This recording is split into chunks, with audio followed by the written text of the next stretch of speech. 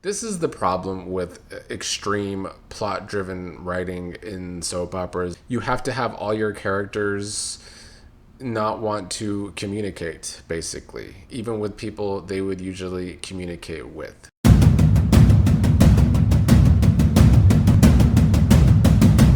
What up, everybody? Here to talk about yesterday's Tuesday episode of General Hospital, the April 7th episode. Not my favorite, these last few episodes are really showing the cons that this show has with Frank Valentini's General Hospital, where they just have so many characters, and yet most of those stories seem so damn boring that if they're all in an episode together, it's not giving quality, it's not giving entertainment. And I know this show had 2 good weeks a few weeks ago, but we've really fallen since then because these last several episodes to me have been boring with a capital B. Now, let's talk about some of the stuff that was going on. We're going to start with Britt getting a visit from Not So Nathan, her brother, who's not really Nathan, but still her brother. And it seems as though Britt has known all this time that this is in fact not Nathan, it is Cassius. That was the conversation that they had in yesterday's episode, where we learn they've only known each other for 2 years, and he is now upset that she double-crossed the people who are keeping her alive. And, she knows that Sidwell and Colum just want her alive for their father's insane project that she is supposed to be helping them with. It seems as though Cassius and Britt made a deal, and he's saying that he can no longer protect Britt if she's going to continue to go back on that deal that they made with Sidwell and Colum. Britt is saying that when she first woke up and was alive, she first thought she was in heaven because Nathan was there. Then the next thought of hers was that Nathan was still alive, but it turned out to be Cassius. And I guess the vibe has been there that Britt and this Not So Nathan character didn't really have that brotherly and sisterly feeling for each other, even though they technically are. We're now learning that they've only known each other for 2 years. What irked me in these scenes is that Britt finally came to the right conclusion that she needs to tell Sidwell that Colum is the one that murdered his son. It is like the so huge, obvious thing to do for the heroes in this story. It's what I said many times the last week, and it's how I still feel. But of course, Cassius wants to squash that idea and just wants Britt to help finish the project. This is the problem with extreme plot-driven writing in soap operas that happens. It's because every time a storyline is so extreme in the plot-driven direction, you have to have all your characters not want to communicate, basically, even with people they would usually communicate with. At some point, you would think that Britt and somebody else, because there's so many people involved in this storyline, it is a big arc with several different characters. There are some villains, but there's more heroes than there are villains. Even if Britt didn't come to the conclusion to tell somebody else to tell Sidwell this information, Lucas already thinks this too. Like, plot-driven writing makes your characters have to do stupid things to keep the plot alive. And the stupid thing in this case is not telling Sidwell that Colum is the one that murdered Marco. Because if they were to have a character do that, well, they couldn't stretch out the storyline as long as they want to stretch out the storyline, even though it would make obvious sense for a character to try and tell Sidwell this, just to at least get Sidwell to start thinking about Colum actually being an enemy and not a friend. It is the easiest way for the heroes in the story to turn the villains against each other. But of course, that's going to be dragged out because it's a soap opera and this storyline is way more plot driven than it is character driven. So I do have a problem with that. Dante went to Lulu to see Rocco, heard about him cutting his hand. He knows that Rocco was in the ER for an alleged kitchen mishap.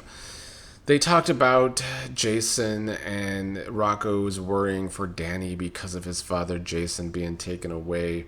Dante tried to help his son's concern, that Jason will be just fine after all of this is said and done. Dante wanted to distract his son and go down to Charlie's because it was Charlie's big grand opening, but Rocco wasn't really up for it. But when Dante did go to Charlie's, he did learn that Gio was playing tonight, so he called Brook Lynn to come over to see that performance. Brook Lynn spent most of this episode with Lucy talking about baby Phoebe, another storyline that just does absolutely nothing for me, as I've been saying, and yet is involved in several episodes like we're really supposed to care. Rocco, meanwhile, it seems as though his cut on his hand seems to be infected, and Lulu was definitely panicked by that at the end of the episode. So, yeah, a lot of the story did revolve around Charlie's big reopening that Christina is responsible for. We had many different characters coming to this grand opening. Sunny was there to congratulate Christina on it.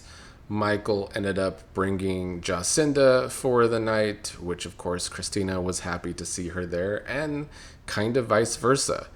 They do seem to want to do this love triangle with Michael and Christina and Jacinda. I don't really know if it's strong enough. It is kind of fresh, especially for this show, that it could be a bisexual love triangle with Christina and Jacinda involved in it.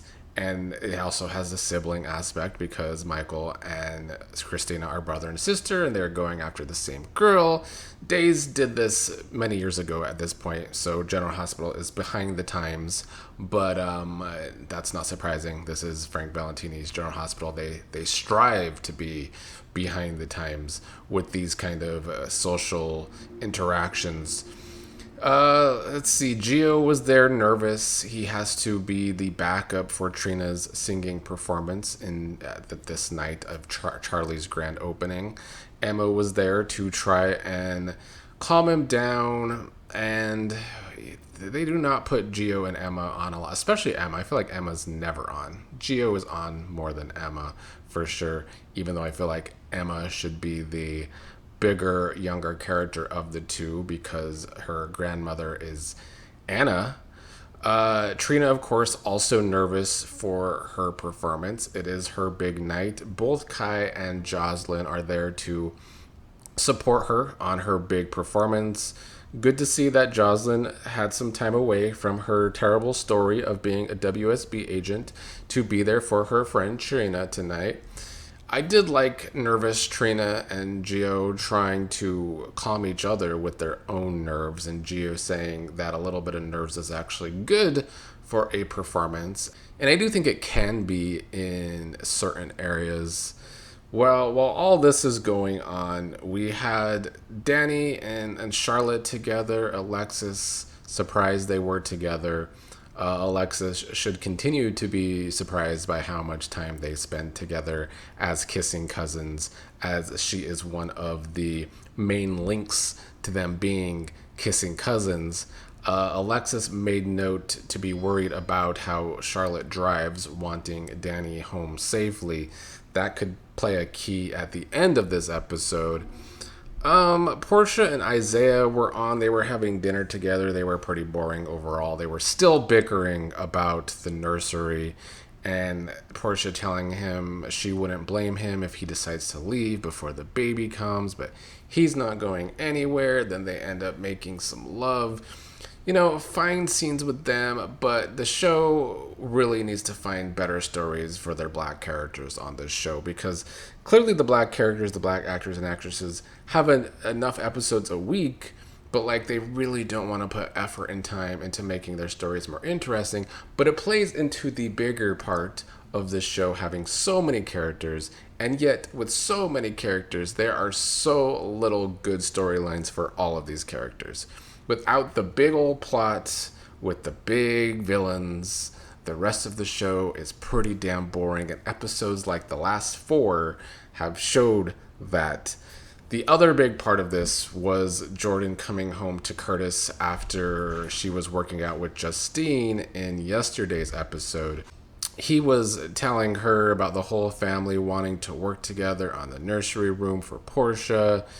And I do like at least that Jordan and Portia are going to try and get along for this baby's sake. I think it is probably time to move all of these characters in different directions.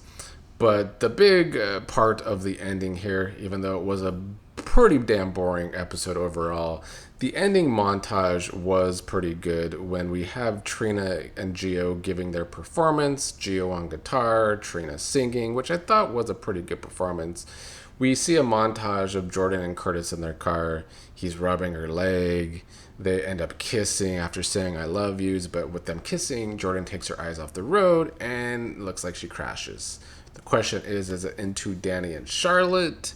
Or could it be Brook Lynn, who was drinking before she ventured out to go see the performance at Charlie's? I kind of missed some of the montage, so I don't know if we saw more of other people driving besides Jordan and Curtis. But I'm interested to see, I guess, the aftermath of that. But it's not exactly a storyline. It's like they wanted a cliffhanger, which I always say General Hospital is good at, but I don't really know if this cliffhanger is going to be connected to a bigger actual storyline or if it's a cliffhanger for cliffhanger's sake. But I will at least give credit for the cliffhanger because too many of these other soaps don't do it enough.